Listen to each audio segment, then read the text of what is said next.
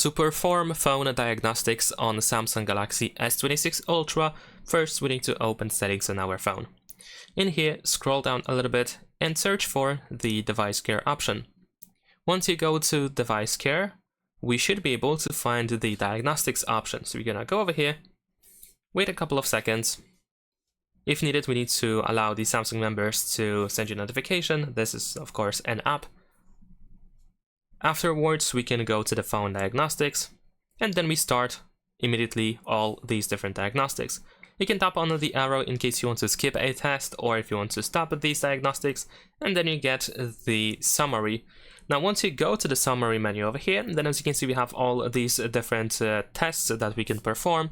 So if you wish to perform a diagnostic of something in here, instead of just everything at all, at once, then you should be able to choose whatever you want to test. Like, for example, I'm going to tap on fingerprint recognition, and then we can perform a test.